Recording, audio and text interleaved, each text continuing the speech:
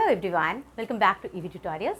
आज की वीडियो में pair of linear equations in two variables ये चैप्टर हम लोग कंटिन्यू कर रहे हैं। ठीक है, मैं फॉलो कर रही हूँ NCERT book standard 10 maths NCERT book exercise 3.2 का सोल्यूशन आज मैं कर रही हूँ।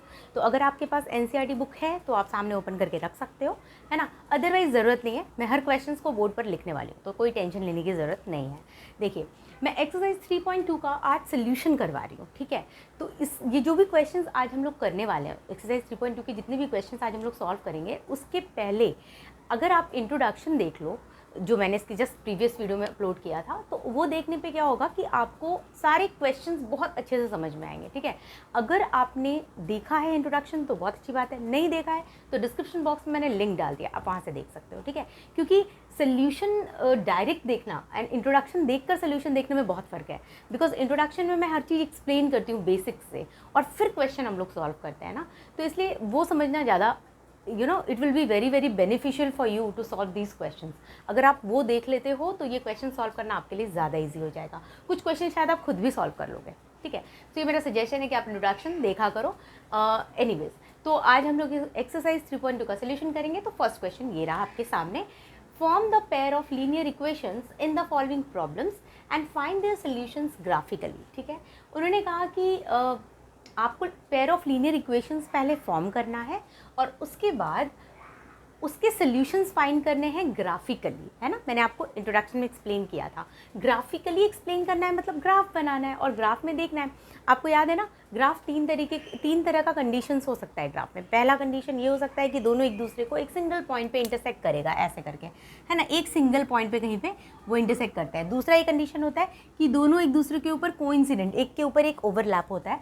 और तीसरा कंडीशन होता है जहाँ दो लाइन पैरेलल हो जाती है, कोई सोल्यूशन ही नहीं होता उसमें, है ना। सोल्यूशन किसको कहते हैं, जहाँ दोनों ही लाइन जिस पॉइंट को मीट करे, दैट इज कॉल्ड सोल्यूशन। तो इस वाले कंडीशन में एक पॉइंट पे मीट करता है तो एक यूनिक सोल्यूशन होता है। एक दूसरे वाले कंडीशन में एक के ऊपर एक ओवरलैप, मतलब मैनी इनफाइनाइट मैनी सोल्यूशंस, क्योंकि बहुत सारे पॉइंट्स पे वो दोनों लाइन एक दूसरे को मीट कर रहा है। और तीसरी कंडीशन में वो दोनों कहीं पे मीट ही नहीं होता, पैरेलल लाइंस बन जाते हैं, इसलिए नो सोल्यूशन होता है। तो ये तीन कंडीशंस हमने ऑलरेडी आपको एक्सप्लेन किया था, है ना। चलिए, तो इसमें से ही कुछ ना कुछ होगा। ठीक है, ये तीन ही कंडीशंस होता है तो तीनों में से ही कुछ ना कुछ होगा। So let's see, first question है 10 students of class 10 took part in a mathematics quiz. Class 10 के 10 बच्चों ने मैथमेटिक्स क्विज में पार्टिसिपेट किया। If the number of girls is 4 more than the number of boys, find the number of boys and girls who took part in the quiz. तो चलिए solution start करेंगे। अच्छा, इसके अंदर दो क्वेश्चन है बच्चों, फर्स्ट के अंदर दो क्वेश्चन है, दो सब क्वेश्चन। तो फर्स्ट क्वेश्चन पहले कर रहे हैं हम लोग, देन मैं इसको इरेज करके सेकेंड वाला बताऊंगी। तो फर्स्ट क्वेश्चन में उन्होंने बोला कि क्लास 10 में टोटल कितने बच्चे हैं, 10, और उन्होंने कहा कि find the number of girls and boys. तो let the number of girls be x, है ना, हमें पता नहीं है तो हम क्या करेंगे, x y मानेंगे। Linear equation in two variables, दो वेरिएबल की तो ऐसे भी ज़रूरत है। Let the number of girls be x and the number of boys be y, ये हमने मान लिया। अब उन्होंने कहा टोटल 10 बच्चे हैं, तो अकॉर्डिंग टू क्वेश्चन के अकॉर्डिंग हम ऐसा लिख सकते हैं क्या, x plus y is equal to 10, है ना, क्योंकि टोटल नंबर ऑफ स्टूडेंट्स 10 हैं, है ना। x और y हमने गर्ल्स और बॉयज़ को माना है, ये फर्स्ट इक्वेशन हो गया। अब दूसरे एक और कंडीशन उन्होंने दिया, if the number of girls is, number of girls को हमने क्या माना है, x, number of girls is का मतलब equal to 4 more than number of boys, number of boys से 4 ज़्यादा, नंबर ऑफ बॉयज़ कितने हैं, y, 4 ज़्यादा y प्लस 4, दो इक्वेशन हमारा मिल गया। ठीक है, अब उन्होंने कहा find the number of boys and girls. अब number of boys and girls निकालने के लिए आपको क्या करना है, ग्राफिकली बोला है ना, क्वेश्चन में ग्राफिकली बोला है, ग्राफ बनाना है। और ग्राफ बनाने के लिए क्या करना पड़ता है, टेबल बनाना पड़ता है, राइट। तो टेबल बनाना पड़ता है तो एक एक करके हमें दोनों के कोऑर्डिनेट्स लेने पड़ेंगे ना, राइट। कोऑर्डिनेट्स लेंगे, हम टेबल बनाएंगे and then will do it. चलो, तो अपन स्टार्ट करते हैं। फॉर, पहले ये वाला इक्वेशन लेती हूँ मैं, first equation x plus y equal to 10, for x plus y equal to 10, इसके लिए लेंगे पहले। चलिए, तो x की वैल्यू अपने मन से आप कुछ भी ले सकते हो, है ना, ये मैंने आपको बताया है, राइट। x की वैल्यू आप अपने मन से कुछ भी ले सकते हो। तो अगर मान लो मैंने 5 ले लिया, अगर आप 5 लेते हो x की वैल्यू, यहाँ पे आप फटाफट देख सकते हो या रफ में आप सॉल्व भी कर सकते हो, आपकी मर्जी है ना। अगर आप x 5 लेते हो तो y इक्वल टू क्या हो जाएगा 10 माइनस 5, 5 आ जाएगा। तो कोऑर्डिनेट क्या हो जाएगा बच्चों 5,5। ठीक है, चलो सेकेंड एक और मिनिमम 2 वैल्यू 2 कोऑर्डिनेट तो आपको लेना ही है मिनिमम। हाँ, अगर आपने 3 ले लिया तो well and good, but minimum 2 होना चाहिए। 4 ले लेती हूँ मैं, अगर x 4 लूँगी तो y क्या हो जाएगा 10 माइनस 4 6। तो सेकेंड कोऑर्डिनेट एक और ले लेती हूँ, 6 ले लेती हूँ, ले लूँ क्या 7 ले लेती हूँ। चलो x अगर 7 लेंगे तो y क्या हो जाएगा 10 माइनस 7 3, है ना। अपने मन से आप कुछ भी ले सकते हो, ठीक है। चलो ये वाला फर्स्ट इक्वेशन का मैंने टेबल बना लिया। अब second x equal to y plus 4 for x equal to y plus 4।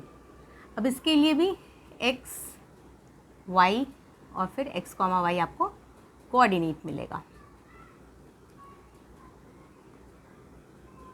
5 यहाँ पे भी 5 लूँ, चलो लेते हैं। x 5 लेंगे तो y क्या हो जाएगा 5 माइनस 4 1, बराबर है ना, ठीक है। 5 और क्या ले लूँ, कुछ भी ले सकते हो आप। देखो ऐसे नहीं कि मैंने जो जो वैल्यूज़ लिए आपको वही वही लेना है, आपको बस कोई भी पॉइंट्स लेने होते हैं, ठीक है। और कुछ नहीं, 4 ले लेती हूँ इस बार। 4 अगर मैं x की वैल्यू लूँ तो y क्या हो जाएगा 4 माइनस 4 0, और 3 ले लेती हूँ। x की वैल्यू 3 तो y equal to 3 minus 4 minus 1, तो मुझे 3 वैल्यू 3 कोऑर्डिनेट मिल गया, ठीक है। 5 1 4 0 एंड 3 माइनस 1। अब क्या करना है बच्चों, ग्राफ प्लॉटिंग करनी है। चलिए करते हैं। ग्राफ प्लॉटिंग में क्या क्या किया जाता है बच्चों, सबसे पहले एक वर्टिकल लाइन ग्राफ पेपर लेंगे, है ना। मैं बोर्ड पे बना रही हूँ, आप ग्राफ पेपर पे बनाओगे। हॉरिजॉन्टल लाइन इधर हो गया x डैश, y डैश, है ना। अब क्या इधर प्लॉटिंग करनी है तो अपने को 1 2 ये एकदम इक्वल डिस्टेंस पे होना चाहिए। आप स्केल लेकर प्रॉपरली करोगे, है ना। मैं फ्री हैंड बना रही हूँ, पर आपका बिल्कुल स्केल लेके सॉल्व करना है आपको, है ना। स्केल लेके यहाँ पे प्रॉपरली 1 सेंटीमीटर का मेजरमेंट लेके करना है, ठीक है। इधर +1 2 3 5 6 7 8 एंड सो ऑन। इधर -1 -2 -3 -4 -5 -6 एंड सो ऑन, ठीक है। चलिए अब फटाफट प्लॉटिंग करेंगे। अब जो मैं जो पॉइंट्स लोकेट करूँगी वो रेड मार्कर से करती हूँ, है ना, टू मेक इट क्लियर। 5 5 5 5 5 इधर है और इधर है, ठीक है। 5 5। अच्छा बोर्ड में सब कुछ दिख रहा है ना, कुछ ऐसा तो नहीं है जो हिडन है इधर उधर, कुछ ऐसा तो नहीं जो छुप रहा है। कैमरा सही तरीके से एडजस्टेड है ना, यस सब कुछ दिख रहा है, ठीक है। चलिए सो 5 5 देन यू हैव 4 6 4 6 ये रहा, है ना। So you have 4 6 then you have 7 3। So मैंने कितनी बड़ी गड़बड़ की ना। मैं क्या कर रही हूँ बच्चों, x 5 y 5 ये तो ठीक था। 4 6 मतलब x 4 है ना, ठीक है। आप लोग भी, मेरे से गलती हो गई, आई एम सो सॉरी, आप ये गलती मत करना। कुछ बच्चे हंस रहे हैं क्या मेरे ऊपर, मैम ये क्या कर रहे हो आप, सॉरी। हाँ देखो I am also human being, I can do mistakes, I am really sorry. 4 6 4 is here and 6 is here. So 4 तो x है ना, x की वैल्यू 4 एंड y की वैल्यू 6 है ना बच्चों। दिस इज़ 4 6, सॉरी 4 6 4 x की वैल्यू है, तो x एक्सिस पे 4 y एक्सिस पे 6, हाँ। तो 4 6 7 3। सो नाउ x की value 7 and y is a what 3, तो 3 ये रहा एंड 7 ये रहा, है ना। सो दिस इज़ 7 3, ठीक है। Okay so we got 3 points, ठीक है। अब मैं क्या करूँगी, इन तीनों को ज्वाइन करेंगे अपन, है ना। आप स्केल से करोगे बच्चों, है ना, स्केल से ज्वाइन करना है एंड देन एक्सटेंड कर दो दोनों साइड पे और एरो डालो। एरो इज़ वेरी इंपॉर्टेंट क्योंकि हम लाइन ड्रॉ कर रहे हैं, लाइन में दोनों साइड एरो होना चाहिए। अब ये जो लाइन हमने बनाया ये इस इक्वेशन का है, x + y = 10। तो हमें यहाँ पे लिखना होगा कि ये जो लाइन है दिस इज x प्लस, इसको और थोड़ा बड़ा कर देती हूँ, x + y = 10 का ये लाइन है, ठीक है। अब सेकेंड वाला 5,1, x के ऊपर 5, y के ऊपर 1, ये वाला है ना, आपको लिखना है इस तरह 5,1, 4,0, 4 तो यहीं पे आ गया, सो दिस इज 4,0 है ना, 4,0 एंड 3,-1, 3 - 1 इज हियर, यहाँ पे ना, सो दिस इज 3,-1। अब इसको भी ज्वाइन करो। अब यहाँ पर आप जब ज्वाइन करोगे ना, स्ट्रेट लाइन आप जब बनाओगे स्केल से, तो आप एक चीज़ नोटिस क्या करोगे पता है, कि ये दोनों ना इस वाले पॉइंट पे इंटरसेक्ट करेगा। किस वाले पॉइंट पे? 7,3 पे। आई बात समझ में? आप देखो अब, अच्छा इस लाइन का भी पहले तो इक्वेशन आपको लिखना ज़रूरी है, that is x = y + 4। This is the equation of this line, ठीक है। अब देखिए यहाँ पर ना एरो आपको डालना नहीं भूलना है, जो कोऑर्डिनेट्स हैं वो लिखना नहीं भूलोगे आप, ठीक है। इक्वेशन ऑफ द लाइन आप लिखना नहीं भूलोगे, है ना। ये सब छोटी छोटी चीज़ें हैं जो आपको ध्यान रखना है, ओके। चलिए अब क्या है, यहाँ पे आप देखो ये दोनों लाइन जब हमने ड्रॉ किया तो ये एक सिंगल पॉइंट पे इंटरसेक्ट कर रहा है ना, दैट इज़ व्हाट 7,3 है ना। मैंने आपको कहा था टोटल 3 कंडीशंस होते हैं, तो ये फर्स्ट कंडीशन फुलफिल हो गया, मतलब जहाँ पर कि एक दोनों ही लाइन एक सिंगल पॉइंट पे मीट कर रहा है, और वो पॉइंट कौन सा दिख रहा है आपको? 7,3, राइट। तो आप यहाँ पे लिख सकते हो, ये सब होने के बाद आप यहाँ लिख सकते हो, मैं यहाँ लिख देती हूँ, ठीक है। ये ग्राफ बन गया, पहले आप ये लिखते हो, फिर ये टेबल बनाते हो, फिर ग्राफ बनाते हो। ग्राफ बनाने के बाद आप लिखोगे फ्रॉम द ग्राफ, क्वेश्चन में उन्होंने क्या पूछा था बच्चों? क्वेश्चन में क्या पूछा था? फाइंड देयर सॉल्यूशंस, और यहाँ बोला था कि find the number of boys and girls. Number of boys and girls मतलब गर्ल्स और बॉयज़, यानी एक्स और वाई आपको निकालना था, राइट। तो आप लिखोगे from the graph we observe, क्या ऑब्जर्व कर रहे हो आप ग्राफ से? आपको क्या दिख रहा है आप बताओ, बोलो। What do you observe from the graph? Both the lines are crossing each other at one single point, right. एक सिंगल पॉइंट पे दोनों लाइन एक दूसरे को क्रॉस कर रहा है। So from the graph we observe that both the lines intersect at one point, एक पॉइंट पे इंटरसेक्ट कर रहा है। कौन सा पॉइंट पे? 7,3 पे, राइट। इसका मतलब इस ग्राफ का यूनिक सोल्यूशन है, यूनिक मतलब एक सिंगल सोल्यूशन है 7,3। तो x की जो वैल्यू है वो आ गई 7 और y की वैल्यू आ गई 3, ठीक है। देयरफॉर आपने नंबर ऑफ गर्ल्स को x लिया था ना, देयरफॉर x = 7 एंड y = 3, है ना। तो बस अब क्वेश्चन में जो वर्ड्स में उन्होंने पूछा है, वर्ड्स में उन्होंने यही पूछा, number of boys and number of girls, hence number of girls are 7 and number of boys are 3। आई बात समझ में? बहुत सिंपल है, कुछ भी नहीं है, बहुत ही सिंपल है। सबसे पहले इक्वेशन फॉर्म करना होता है, इक्वेशन के बाद चूंकि हमें ग्राफ बनाना है, टेबल्स बनाने होते हैं, है ना। टेबल में मिनिमम 2 वैल्यू होना चाहिए, मैंने 3 लिया है, आप 3, 4 कितने भी ले सकते हो, मिनिमम 2 तो बहुत बहुत इंपॉर्टेंट है, 2 से कम में काम नहीं होगा, एक से काम नहीं होगा, मिनिमम 2 लेना होता है। मैंने 3 लिए हैं, ठीक है। 3 लेने के बाद हमने ग्राफ बनाया, प्लॉटिंग किया, ग्राफ बनाया, देखा कि भाई इंटरसेक्ट हो रहा है क्या किसी पॉइंट पे? येस, एक सिंगल पॉइंट पे इंटरसेक्ट हो रहा है। तो जिस पॉइंट पे इंटरसेक्ट हो रहा है वही हमारे ग्राफ का सोल्यूशन हो जाता है। तो x की वैल्यू 7 एंड y की value 3, so the number of girls are 7 and number of boys are 3। So pause it and note it down. Pause, video को पॉज करके आप नोट कर सकते हो। और ये जो नंबर ऑफ गर्ल्स 7 है और नंबर ऑफ बॉयज़ 3 है, ये क्या है एग्जैक्टली? क्वेश्चन में क्या लिखा था उन्होंने? Find the number of boys and girls who took part in the quiz, है ना, क्विज में जिन्होंने पार्टिसिपेट किया है। So the number of girls are 7 and number of boys are 3 who have taken part in the quiz. आप यहाँ पे लिख सकते हो लास्ट में, है ना। Number of girls are 7 and number of boys are 3, मतलब आप स्टेटमेंट अपने से भी लिख सकते हो। So the number of boys who have taken part in the quiz are 3 and the number of girls who have taken part in the quiz are 7, या फिर number of girls are 7, number of boys are 7 who have taken part in the quiz, है ना। देखो ये statement लिखने का अपना अपना तरीका हो सकता है, उसमें कुछ आप वैरी करोगे तो कोई फ़र्क नहीं पड़ता, बस logically it should be correct, है ना। लेकिन मेन जो चीज़ हम सीख रहे हैं वो तो ग्राफ और सोल्यूशन निकालना है, ठीक है। चलो बच्चा आप उसको फटाफट नोट कर लो। ओके, सो सेकेंड क्वेश्चन, हाँ फर्स्ट का ही सेकेंड है ये क्वेश्चन है। 5 pencils and 7 pens together cost ₹50, है ना, मतलब 5 पेंसिल और 7 पेन्स का एक साथ कितना कॉस्ट है, ₹50. Now where 7 pencils and 5 pens together cost ₹46. Find the cost of 1 pencil and 1 pen. ठीक है, ये भी वैसे ही सिमिलर क्वेश्चन है, इसका सोल्यूशन करेंगे. लेट द कॉस्ट ऑफ,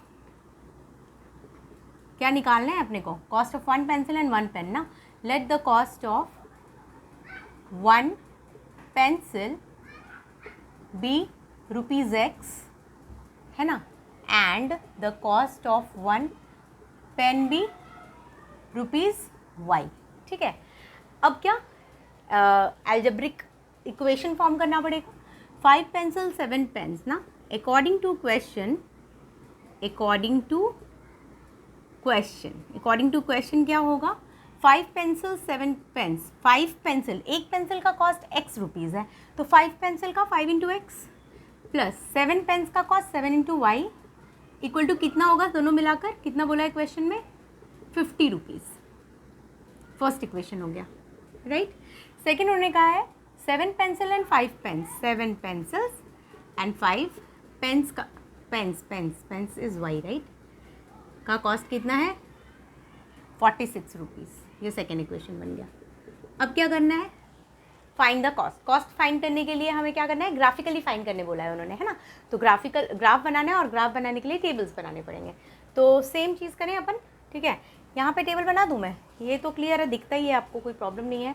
तो अपन टेबल यहाँ बना लेते हैं ताकि मैं ग्राफ यहाँ बनाकर ऑब्जर्वेशन नीचे लिख दूँगी. ठीक है, चलिए, तो मैं यहाँ पर टेबल बना रही हूँ. फर्स्ट है अपना 5x plus 7y equal to 50. इसके लिए पहले मैं टेबल बनाऊंगी, राइट. तो x की वैल्यू लेंगे, फिर y की कुछ वैल्यू लेनी होगी, and then x comma y हमें कोऑर्डिनेट मिलेगा. ठीक है, फिर सिमिलरली अपन यहाँ पे दूसरे वाले इक्वेशन का भी बना लेंगे. चलिए, तो स्टार्ट करते हैं. अगर मैं x की वैल्यू 3 ले लूँ यहाँ पे, तो 5 3 जा 15 होता है ना. आप सॉल्व करोगे रफ में, है ना, मैं ओरली बता रही हूँ. 5 3 जा 15, 50 माइनस 15 कितना हो जाता है, 35, एंड y इक्वल टू 35/7, 7 5 जा 35, सो 5, तो 3,5 एक हो गया. हाँ, आप अपने मन से यहाँ कोई भी वैल्यू ले सकते थे, मैंने 3 लिया. अभी मैं 10 ले लेती हूँ. ठीक है, तो 10 5 जा 50 होता है, 50 minus 50 0, 0 upon anything is 0, so 10,0 is again the next coordinate.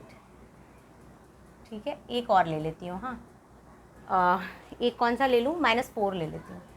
अगर मैं -4 लूँगी तो 5 इंटू -4 -20, इधर जाके प्लस बन जाएगा, तो 50 + 20 70, तो 7 10 जा 70, सो -4, 10 इज द थर्ड कोऑर्डिनेट. ठीक है, तो अपने को 3 कोऑर्डिनेट्स मिल गए. तो ये हो गया. अभी दूसरे इक्वेशन के लिए भी, for 7x plus 5y equal to 46. चलिए, अब इसमें x की वैल्यू कुछ लेनी होगी, फिर y की वैल्यू आएगी उसको करस्पॉन्डिंग, और कोऑर्डिनेट मिलेगा x, y. चलिए, हाँ, अब x की वैल्यू आप अपने मन से कुछ भी ले सकते हो, है ना. मैं यहाँ पे 3 10 -4 ली हूँ, ऐसे नहीं कि आपको भी 3 10 -4 ही लेना है, ऐसा नहीं है. आप कुछ भी वैल्यूज़ ले सकते हो. तो यहाँ पर x की वैल्यू मैं ले लेती हूँ 8. ठीक है, अपने मन से कुछ भी, एनीथिंग. 8 लिया मैंने, तो 8 7 जा 56 होता है, 56 इधर जाएगा, 46 माइनस 56 -10, और 5 2 जा 10 होता है, तो -2. सो मेरा कोऑर्डिनेट आ गया 8, -2, पहला वाला, है ना. सेकेंड मैं ले लेती हूँ 8 के बाद 3 ले लेती हूँ. ठीक है, 3 ही ले लेती हूँ. चलिए, अभी इधर भी 3 लिया था मैंने, है ना, इधर भी 3 ले रही हूँ. 7 3 जा 21, 21 इधर जाएगा, 46 - 21, बताओ 46 - 21 इज व्हाट,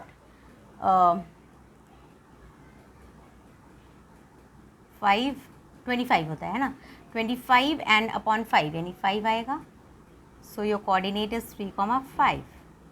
ठीक है, 8 3 2 ले लिया मैंने, इधर नेगेटिव वैल्यू लिया था, इधर भी एक नेगेटिव ले लेती हूँ, -2 ले लेती हूँ.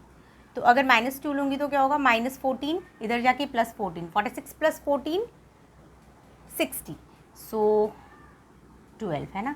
60/5 12, सो -2, 12 is the third coordinate.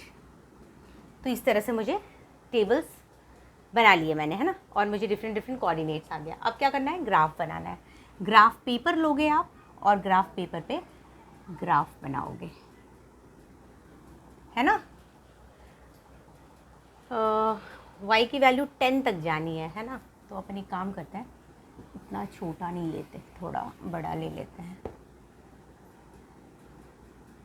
y की वैल्यू 10 तक जानी है, x की वैल्यू 10 तक जाएगी एंड y की वैल्यू भी 10 तक जाना है। ओके, ऐसा कर लेते हैं, ठीक है। इधर रहेंगे, इधर होगा x dash, y dash, right. फिर इधर पॉजिटिव x, 1 2 3 4 5 6 7 8 9 10 तक ले लेती हूँ मैं। इधर भी -1 -2 -3, माइनस कहाँ तक लिया हुआ है, -4 तक लिया हुआ है, ठीक है। -4 -5 -6 काफ़ी है। देन यू हैव 1 2 3 4 5 6 7 8, थोड़ा बड़ा कर लेते हैं अपन, 9 10, ये y डैश, ठीक है। और इधर भी -1 -2 -3 -4 -5 -6 तक, ठीक है। चलिए अब फटाफट प्लॉटिंग करेंगे। 3,5 let me take the red marker. चलिए 3,5, x पे 3 y पे 5, है ना, ये रहा 3,5। देन 10,0, x पे 10 है एंड y 0 है, so this 10,0। Then you have -4, 10, -4 is on x axis, negative, है ना, और कॉमा 10, तो -4, 10 इज हियर, राइट। यहाँ पे कहीं पे आ रहा है, यहाँ पे, सॉरी, आप स्केल से करोगे ना बच्चों, बिल्कुल स्ट्रेट आना चाहिए आपका। यहाँ पे आ रहा है, यहाँ पे, तो ये कितना पॉइंट था मेरा, -4, 10, ठीक है। उसके बाद दैट्स इट, 3 पॉइंट्स मिल गए। अब इन तीनों को ज्वाइन करना है, स्केल से करना है बच्चों, है ना। इधर भी एरो डालोगे, which is very important. Arrow आप इग्नोर नहीं कर सकते क्योंकि ये लाइन है, हाँ, लाइन में दोनों साइड पर एरो होना चाहिए, because that is endless. Now you have equation 5x + 7y = 50, तो आप इसको यहाँ पे लिखना पड़ेगा, 5x + 7y = 50। This is the equation for this line. अब इसकी बात करते हैं। 8, -2, x पे 8 है, y पे -2 है, यानी ये वाला 8, -2। सेकेंड 3, 5, x3 y5, सेम ये वाली पॉइंट। एंड देन -2, 12, -2 ये रहा x एंड y इज़ 12। ओ, मतलब ये कहीं ऊपर चला जाएगा, मुझे ये वाला पॉइंट लेना ही नहीं चाहिए था, बट चलो कोई बात नहीं। एक्चुअली मेरे पास मेरा ये टाइटल ऑफ द मेरा जो ये ऊपर जा रहा है ना, ये और ऊपर होना चाहिए, फिर ये जाके 11, ये 12 यहाँ पे कहीं पे आएगा, है ना।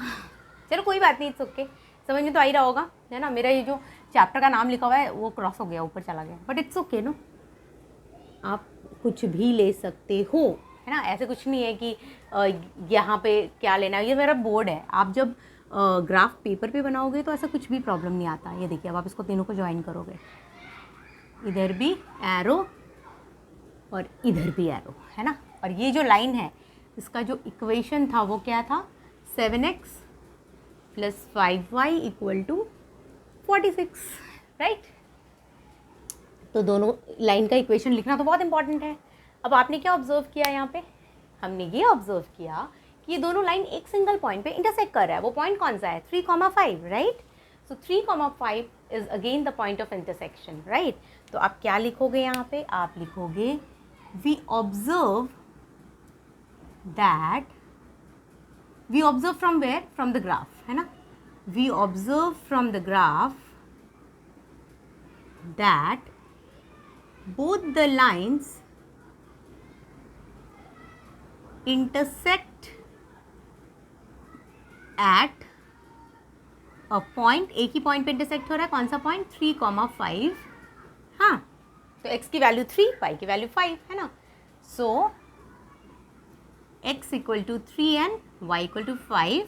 अब क्वेश्चन में क्या दिया था उन्होंने बोला cost of one pencil, cost of one pen, pencil को x माना था, पेन को y, hence cost of one pencil is ₹3, right, है ना, and cost of one pen is ₹5,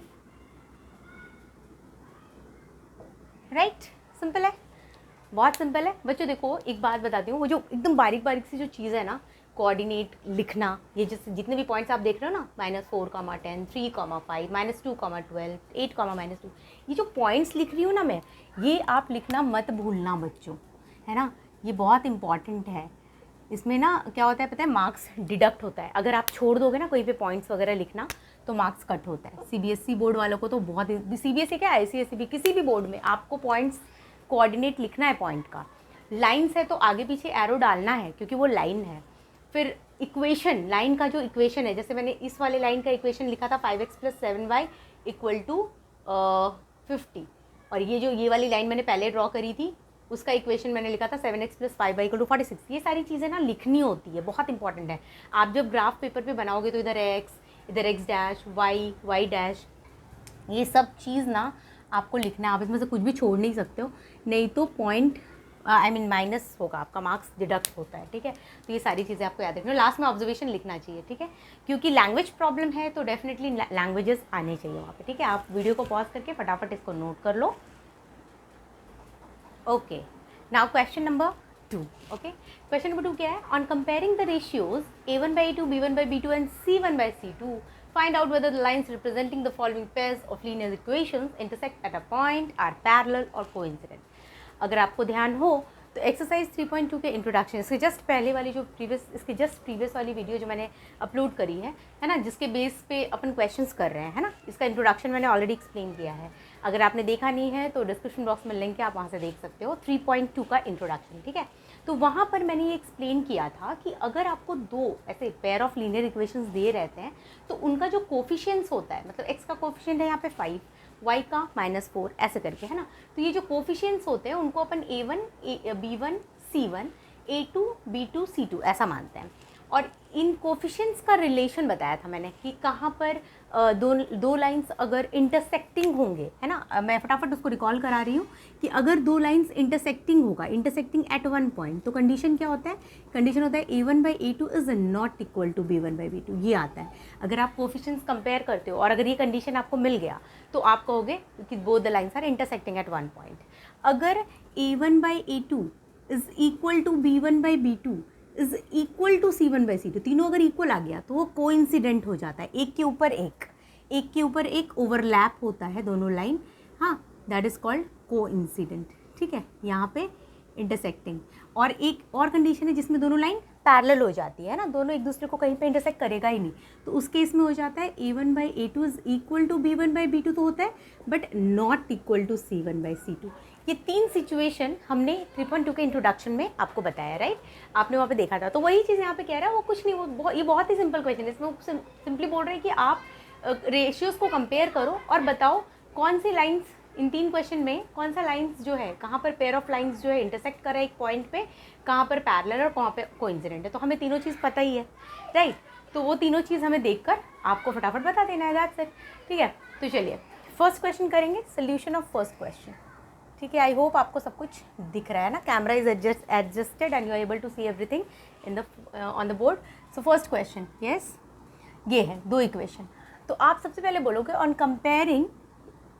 comparing the given equations, आप किससे कंपेयर करते हो, बेसिकली गिवन इक्वेशंस विथ, किससे कंपेयर करते हो बच्चों, आप कंपेयर करते हो a1x plus b1y plus c1 equal to 0, हाँ, given equation with this, and दूसरा होता है a2x plus b2y plus C2 equal to 0। ये दो इक्वेशन से कंपेयर करके A1 B1 और A1 B1 C1 A2 B2 C2 की वैल्यू बताते हैं। तो A1 इक्वल टू क्या है यहाँ पे, आप देखो बच्चों, A1x है ना, A1 की वैल्यू 5, B1y B1 की वैल्यू, बोलिए B1 की वैल्यू क्या है, -4 है ना, C1 8, ठीक है। उसी तरह यहाँ पे A2 की वैल्यू, सेकेंड इक्वेशन जो है वो इससे कंपेयर होगी, तो A2 की वैल्यू 7, B2 की वैल्यू 6 एंड C2 की वैल्यू -9, ठीक है। अब क्या करना है, अब आपको फटाफट रेशियोज़ को कंपेयर करना है। तो चलिए A1/A2 equal to what, 5/7, B1/B2, कुछ कैंसिलेशन है 5/7 में, नहीं है ना, तो अपन कुछ नहीं करेंगे। B1/B2 -4/6, यहाँ पे कैंसिलेशन है ना, 2 2 जा 4, 2 3 जा 6, तो ये -2/3 हो गया। एंड C1/C2 8/-9, मतलब एक्चुअली -8/9 है। इन तीनों में से कुछ भी इक्वल है क्या, anything is equal, is there anything equal, no ना। तो एक्चुअली में कुछ भी इक्वल नहीं है। कौन सा कंडीशन फुलफिल हो रहा है, फर्स्ट वाला, A1/A2 is not equal to B1/B2, correct. ये दोनों इक्वल नहीं है मतलब मैंने अभी आपसे कहा ना, वो इंटरसेक्ट करेगा एक सिंगल पॉइंट पे। तो उन्होंने बोला है कि following pairs intersect at a point parallel coincident, तो इंटरसेक्ट, हेंस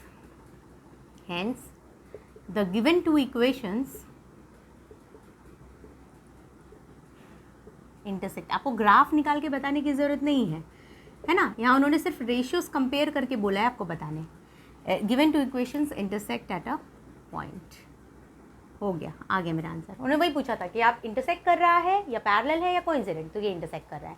हाँ, अब अगर आपको ये जानने की जिज्ञासा है कि एग्जैक्टली क्या सच में ऐसा हो रहा है, क्या वाकई ये दोनों लाइन एक दूसरे को इंटरसेक्ट कर रहा है क्या, अगर if you want to really know, तो आप इनका ग्राफ बना लो, एक रफ ग्राफ पेपर पे या फिर रफ पेपर पे, ऐसे ही आप ग्राफ बनाकर चेक कर लो। डेफिनेटली अगर ये कंडीशन हमारा फुलफिल हो रहा है, दैट मीन्स कि इसका ग्राफ जब आप बनाओगे तो एक सिंगल पॉइंट पे इंटरसेक्ट होगा। Got it. तो ऐसी चीज़ है, तो ऐसे ज़रूरी नहीं कि ग्राफ ही बना कर हमें चेक करना है, ये भी एक तरीका है जिससे आप चेक कर सकते हो। इन्होंने अगर क्वेश्चन में लिख दिया ग्राफिकली बताइए, तब तो ग्राफ बनाना ही पड़ेगा, बट यहाँ उन्होंने ऐसा नहीं लिखा, उन्होंने बोला रेशियोज से बताइए, तो रेशियोज से बता दिया हमने, ठीक है। तो ये फर्स्ट वाला हमने किया, आप इसको फटाफट नोट कर लो, वीडियो को पॉज करके, फिर मैं सेकेंड करती हूँ। ओके, सेकेंड क्वेश्चन का, ये सेकेंड क्वेश्चन है ना, तो सेकेंड में भी जस्ट यहाँ पे मैं सेकेंड लिख रही हूँ, मैं सब कुछ इरेज नहीं किया, यही स्टेटमेंट आपको लिखना है वापस। हाँ, तो on comparing the given equations with this, A1 की वैल्यू अब क्या होगी, सेकेंड वाला क्वेश्चन ये है, A1 की वैल्यू 9, B1 की वैल्यू 3, C1 की वैल्यू 12, A2 की value 18, B2 6 and C2 24, right, हो गया। उसके बाद क्या करना है बच्चों, इतना होने के बाद अभी हमने किया था A1/A2 निकालना है, निकालिए आप, चलो 9/18 है ना, तो 9 2 जा 18 होता है, तो 1/2 आ गया, है ना। कैंसिलेशन करो अगर हो सक रहा है तो कैंसिलेशन करना है। B1/B2 3/6 है ना, 3 2 जा 6, सो 1/2 आ गया। एंड C1/C2 12/24, 12 2 जा 24, ये भी 1/2 आ गया। A1/A2 B1/B2 C1/C2 सब इक्वल आ गया, देखो A1/A2 is equal to B1/B2 is equal to C1/C2, सब इक्वल है, किसके, 1/2 के। कौन सा कंडीशन फुलफिल हो रहा है, ये वाला है ना। तो उन्होंने पूछा था इंटरसेक्ट कर रहे हैं क्या एक पॉइंट पे, बिल्कुल नहीं कर रहा, क्या है, पैरेलल है क्या, पैरेलल में तो ये कंडीशन है, नहीं, कोइंसिडेंट है ना। Hence the given two lines है ना, ये दोनों जो लाइन्स हैं आर क्या है, वो कोइंसिडेंट। हाँ, अगर आपको समझना हो, वेरीफाई करना हो, तो आप ग्राफ बनाकर देख लो, वैसे ही होगा, ठीक है। कोइंसिडेंट मतलब एक के ऊपर एक ओवरलैप हो रहा है, ठीक है। चलो आप नोट कर लो फटाफट इसको। ओके, चलिए थर्ड करेंगे। थर्ड में भी वही स्टेटमेंट्स लिखने हैं, इसलिए मैंने उसको इरेज नहीं किया। ओके, चलिए थर्ड वाला ये है, A1 की वैल्यू क्या है, 6, B1 -3, C1 +10, A1 2, B1 -1 है ना, y का कोफिशिएंट क्या है, माइनस है केवल, तो -1 एंड C2 9। हाँ, अब क्या करेंगे, A1/A2 निकालेंगे, कितना आएगा, 6/2, 2 3 जो होता है 6, तो 3/1। फिर b1/b2 निकालेंगे। b1 क्या है बच्चों? -3/-1, तो एक्चुअली ये भी 3/1 हुआ ना, ये दोनों cancel, minus minus. Then you have c1/c2, 10/9। Okay, यहाँ पे तो कुछ कैंसिलेशन पॉसिबल नहीं है। अब आप देखो, therefore a1/a2 is equal to b1/b2। आ रहा है कि नहीं? 3/1 3/1, लेकिन c1/c2 इक्वल नहीं है, नॉट इक्वल टू c1/c2। कौन सा कंडीशन है? ये वाला, वो the lines are parallel to each other, मतलब दे आर पैरेलल। तो आप यहाँ पे एक स्टेटमेंट लिख दो, hence the given two lines are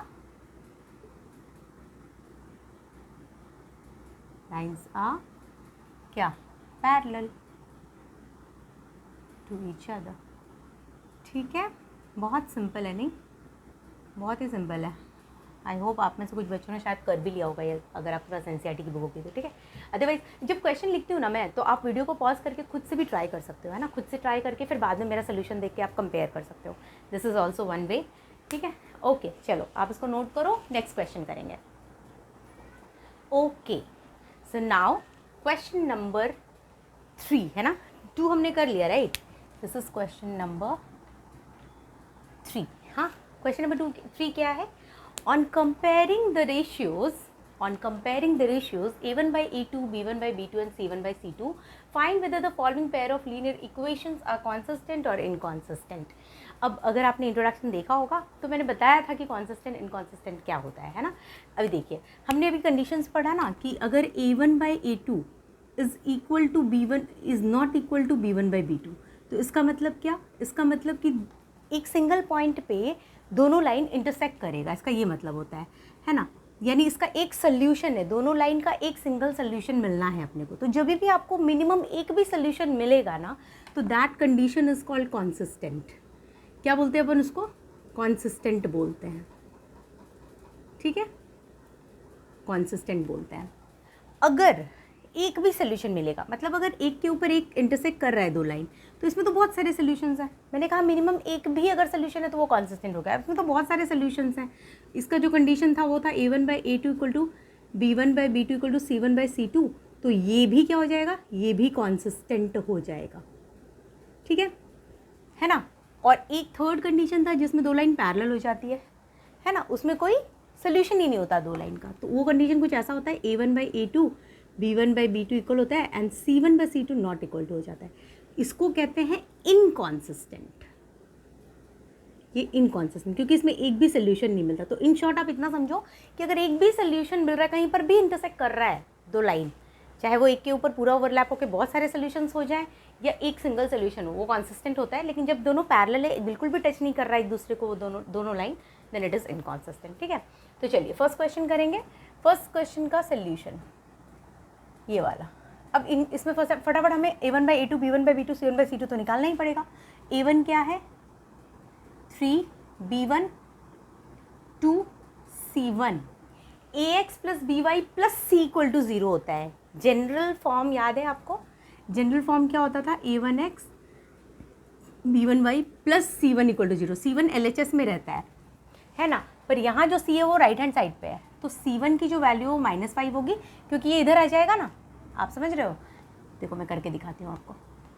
ये ऐसा है ना, 3x plus 2y equal to 5, तो इसको आपको ऐसे लिखना पड़ेगा, 3x plus 2y minus 5 equal to 0। आई बात समझ में? तो इसलिए फिर यहाँ c1 की वैल्यू -5 होती है, क्योंकि ना जब हम लोग ये इक्वेशन लिख रहे होते हैं तो c1 LHS में ही रहता है, ठीक है। उन्होंने यहाँ पे RHS में दिया तो आपको इधर ले लेना है उसको, ठीक है। तो आप वैसे लिखोगे, हर जगह पे लिखने की ज़रूरत नहीं है, आपको ये समझ में आना चाहिए, ठीक है। तो आप कहो a1 equal to 3 b1 equal to 2 c1 equal to -5 a2 equal to 2 b2 equal to कितना है? b2 -3 and c2 equal to -7, ठीक है। अब फटाफट रेशियो कंपेयर करेंगे। a1/a2 3/2, b1/b2 2/-3, इसको अपन लिख सकते हैं -2/3, है ना।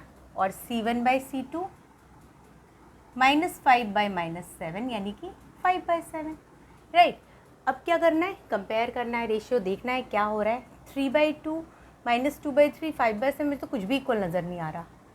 तो भाई पहला वाला condition A1/A2 is not equal to B1/B2, है ना, ये दोनों इक्वल नहीं है।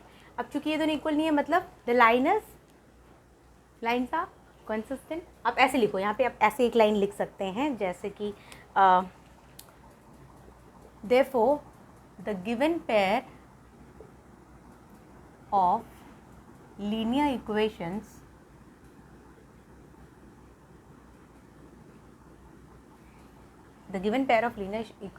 intersect at a point,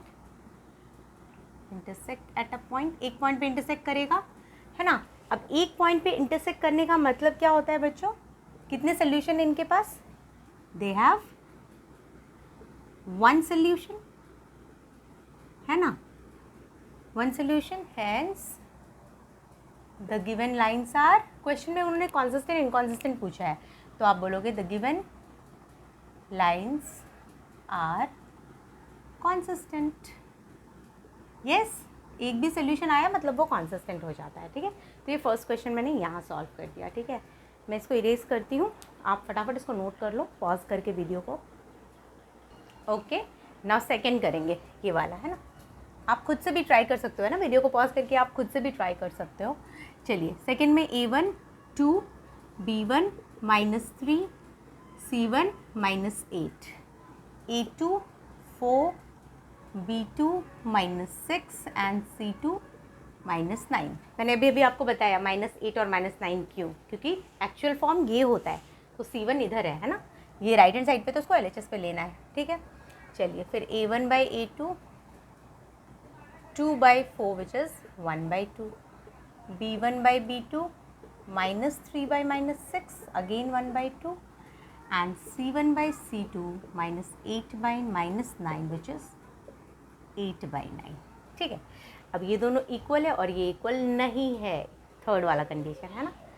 therefore A1/A2 equal to B1/B2 not equal to C1/C2, है ना। Therefore the lines are coincident, है ना, एक दूसरे के ऊपर ओवरलैप हो रहा है। सो दैट इज कोइंसिडेंट, मतलब दैट इज दे हैव कितने सोल्यूशन है, they have infinite many solutions, है ना। एक दूसरे को ओवरलैप ही हो रहा है तो फिर बात ही क्या करनी है, पूरा बहुत सारे पॉइंट्स, इनफाइनाइट मैनी सोल्यूशंस, है ना, एक दूसरे पे इंटरसेक्ट कर रहा है एक दूसरे के ऊपर, यानी बहुत सारे पॉइंट पे एक दूसरे को टच कर रहा है, इनफाइनाइट मैनी सोल्यूशंस। हेंस अब जब एक भी रहेगा तो कॉन्सिस्टेंट होता है, यहाँ तो बहुत सारे पॉइंट्स हैं तो कॉन्सिस्टेंट। हेंस क्वेश्चन है the following pairs of linear equations, hence the given pair of equations are consistent. Yes, video को पॉज करके आप नोट करो, फिर उसके बाद मैं थर्ड करती हूँ। 1 मिनट बच्चों। अभी जो हमने सेकंड क्वेश्चन सॉल्व किया उसमें कंडीशन क्या आया था, उसमें कंडीशन ऐसा आया ना, A1/A2 equal to B1/B2 not equal to C1/C2, यही आया था ना बच्चों। तो जब ये आया था तो मैंने ये कैसे बता दिया, आई एम सो सॉरी। हाँ, ये तो तब होगा ना जब ये कंडीशन, तो ये है ना, तीनों इक्वल होना चाहिए, हमें तो ये वाला मिला था ना, तो पैरेलल होगा। I am so sorry. हाँ, ये कंडीशन था, तो वो जो मैंने लिखा था प्लीज़ प्लीज़ प्लीज़ वो आप हटा दो, है ना, ये कंडीशन है। तो आप यहाँ पे क्या लिखोगे, द गिवन 2 लाइन्स आर, कैसा है वो, पैरेलल टू ईच अदर, है ना, पैरेलल टू ईच अदर, है ना, वो पैरेलल है। Hence the pair of equations are inconsistent, है ना, कॉन्सिस्टेंट नहीं है क्योंकि वो एक भी पॉइंट पे इंटरसेक्ट ही नहीं कर रहा है। ये वाला कंडीशन है, मैंने गलती से कंडीशन ये सॉल्व करके मैंने गलती से बोल दिया कि एक के ऊपर एक ओवरलैप हो रहा है ना, गलती से मैंने किया, please I am so sorry for that. ये जब कंडीशन आया तो ये थोड़ी ना होगा, ये कंडीशन आया तो दोनों पैरेलल हुआ ना, है ना, तो आप लिखोगे the given two lines are parallel to each other, hence the pair of equations are inconsistent, they have no solution ना, है ना। इसका मतलब क्या है, इसका मतलब है that is they have no solution, they have no solution, no solution, उनको कोई सोल्यूशन ही नहीं है, राइट। यहाँ पे लिख देती हूँ, दे हैव नो सोल्यूशन, जब कोई सोल्यूशन ही नहीं है, hence the pair of equations are inconsistent, ठीक है।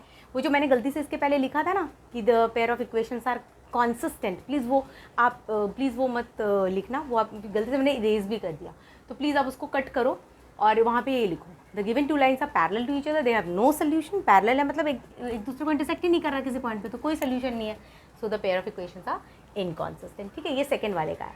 अब हम लोग थर्ड करेंगे, ठीक है। आप इसको नोट करो, ये वाला स्टेटमेंट और पहले वाला statement please please please cut कर देना, वो गलत था। थर्ड क्वेश्चन, ये वाला थर्ड का थर्ड, फटाफट। A1 इक्वल टू क्या है, 3/2, B1 equal to 5/3, C1 equal to -7, है ना। -7 क्यों, मैंने बताया वो फॉर्म होता है तो 7 इधर आया। A2 equal to 9, B2 equal to -10 and C2 equal to -14। चलिए, A1/A2 मतलब 3/2 डिवाइड 9, यही इसका मतलब होता है। डिवाइड 9 मतलब इंटू 1/9, है ना। दिस अपॉन दिस, तो दिस अपॉन दिस, है ना, तो ये कैंसिल हो जाएगा, 3 2 जो दिस, तो 1/6 हो गया। B1/B2, अब B1/B2 क्या हो गया, 5/3 डिवाइड -10 यानी इंटू 1/-10, 5 2 जो 10, सो -1/6, और C1/C2 भी निकालेंगे, -7/-14, सो इट इज़ 1/2, राइट। 7 2 जो 14 होता है, 1/6, 1/6, 1/2, यानी आप देखो ये दोनों इक्वल आया, right. A1/A2 is equal to B1/B2 and here it is just a moment, 1 minute, 3/2, 5/3, 7, -7, yes, and then you have 9 -10 and 9 -10 and 14, so you have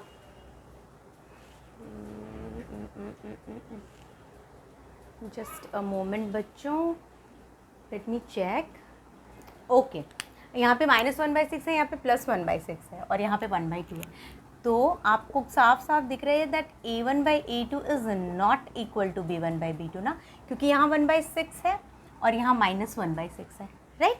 तो ये दोनों इक्वल नहीं है। अब जब इक्वल नहीं है तो ये कौन सा कंडीशन है, फर्स्ट वाला, जहाँ वो एक सिंगल पॉइंट पे इंटरसेक्ट कर रहा है। तो आप बोलोगे therefore the given two equations intersect at one point, है ना, एक पॉइंट पे इंटरसेक्ट करेगा, so they have only one solution, केवल एक ही सोल्यूशन होगा इनका, राइट, एक ही सोल्यूशन होगा। और क्या वो कॉन्सिस्टेंट है या इनकॉन्सिस्टेंट है, hence the given two equations, एक भी अगर सोल्यूशन आ जाए तो कॉन्सिस्टेंट होता है या इनकॉन्सिस्टेंट होता है, कॉन्सिस्टेंट होता है। The given two equations are consistent, right, क्योंकि A1/A2 is not equal to B1/B2 है, ठीक है। चलो पॉज करके वीडियो आप नोट कर लो इसको। Okay, now question number 4। Yes, video pause करके आप खुद भी ट्राई करके देखो क्वेश्चन को, है ना, बहुत ईजी है और आप कर सकते हो, मुझे ऐसा लगता है, ठीक है। बट चलो जो नहीं कर सकते उनके लिए 5x - 3y = 11, है ना, इक्वल टू 11 मतलब -11 = 0, यही है ना इक्वेशन। और दूसरा क्या है, -10x + 6y + 22 = 0, है ना, ये इधर आ गया LHS में। चलिए फटाफट, A1 = 5, B1 = -3, C1 = -11, A2 = -10, B2 6 and C2 22, है ना। चलिए नाउ A1/A2 5/-10 -1/2, B1/B2 -3/6 -1/2, C1/C2 -11/22 -1/2, हर जगह -1/2 आ गया, मतलब तीनों ही इक्वल आ गया, ये वाला कंडीशन, राइट बच्चों। एक के ऊपर एक ओवरलैप होगा, therefore A1/A2 is equal to B1/B2 is equal to C1/C2. So the given two lines are what? Coincident, है ना, एक के ऊपर एक coincident, और that is क्या हो रहा है, that is कितना सोल्यूशन उनका, they have infinite many solution, right, infinite many solutions, है ना। तो क्वेश्चन में consistent है या inconsistent है, hence the given equations are,